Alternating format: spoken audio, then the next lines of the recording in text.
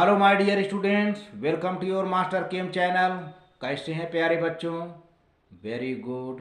तो मैं Amla Shankar Yadav master chem channel की तरफ से क्लास 12th के बच्चों को इलेक्ट्रोकेमिस्ट्री चैप्टर से आज ये लाया हूँ कि इलेक्ट्रोकेमिकल सेल को आप कैसे रिप्रेजेंट करेंगे। द डायग्राम तो मैंने बनवा दिया, उस डायग्राम को आप फार्मूले से कैसे रिप्रेजेंट करेंगे, है ना। डायग्राम तो बन गया। राइट साइड कैथोड था, लेफ्ट साइड एनोड था, दोनों के बीच में साल्ट ब्रिज था, और राइट साइड कैथोड रिडक्शन होता है, लेफ्ट साइड एनोड ऑक्सीडेशन होता है। सारी डिस्कशन हुई।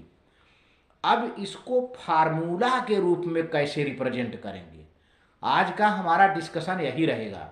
और ये लिखने में, न्यूमेरिकल लगाने में, पेपर में जो छप के आता है उसको समझने में बच्चे गलतियां करते हैं, है ना। जो बीच में दो खड़ी पाई रहती है, किनारे किनारे एक एक खड़ी पाई होती है, क्या मतलब है इसका? इसको जानना बहुत ज़रूरी है। किनारे किनारे इलेक्ट्रोड होते हैं, उसके बगल में उस मेटल का आयन होता है कंसंट्रेशन के साथ, और बीच में दो पाई होती है जो कि बताती है साल्ट ब्रिज। तो देखिए, बड़ा डिटेल में डिस्कशन करने जा रहा हूं प्यारे बच्चों। हाँ तो प्यारे बच्चों देखो, रिप्रेजेंटेशन ऑफ इलेक्ट्रोकेमिकल सेल कैसे दिखाएंगे। तो जो ट्रेडिशन है कैसे उसको दिखाया जाता है, पहले तो आप कुछ पढ़ लीजिए। By convention of electrode on which the oxidation takes place is written on the left hand side. जिस इलेक्ट्रोड पर ऑक्सीडेशन होता है उसको अक्सर हम लेफ्ट साइड में लिखते हैं। And other electrodes on which reduction takes place is written on the right side. जो फार्मूला लिखा जाएगा, जो इलेक्ट्रोकेमिकल सेल का फार्मूला लिखा जाएगा, जिस पर रिडक्शन होता है उसको राइट साइड लिख देते हैं, जिस पर ऑक्सीडेशन होता है उसको लेफ्ट साइड लिख देते हैं। इसके बाद दूसरा पॉइंट है, electrode on left hand side is written by writing the symbol of the metal. Metal का सिंबल लिखा जाएगा, अगर गैस है तो गैस का लिखा जाएगा first, followed by the symbol of its ion. Metal का सिंबल लिखा जाएगा, फिर बगल में मेटल का आयन होगा, एक खड़ी पाई दे करके, एक वर्टिकल पाई देके मेटल का आयन, और उसके साथ उसका concentration with its concentration in brackets. The electrodes on right side is written by first with its ion.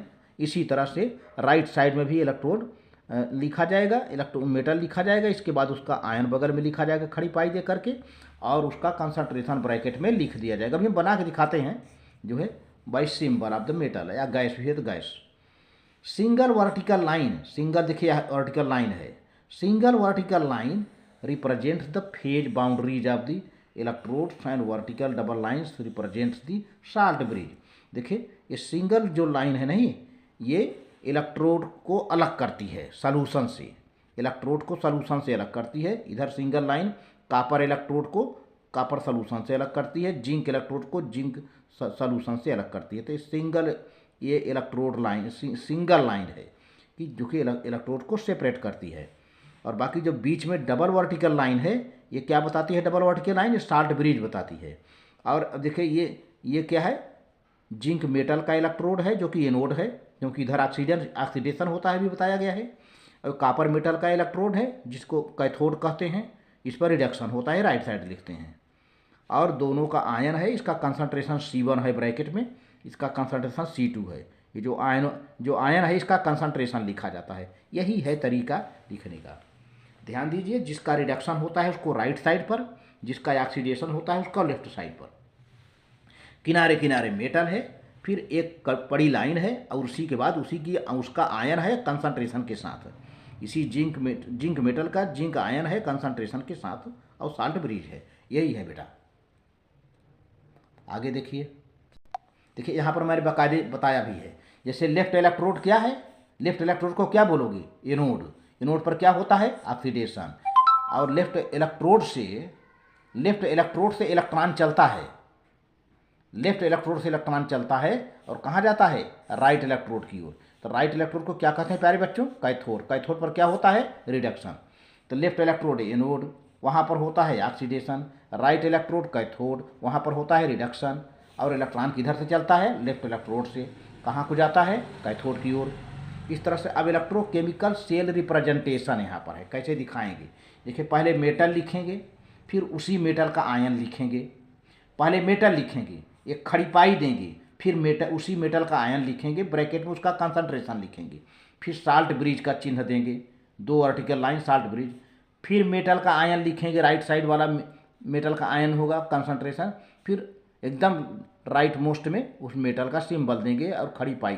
तो इस तरह से इधर देखा जाए तो इधर मेटल, खड़ी पाई, फिर इसी मेटल का आयन। जिस तरह से ये है वही सेम रिपीट हो जाएगा। ये मेटल है, सबसे बाहर मेटल है, यहाँ सबसे बाहर मेटल है, सबसे बाहर एनोड का मेटल है, सबसे बाहर कैथोड का मेटल है।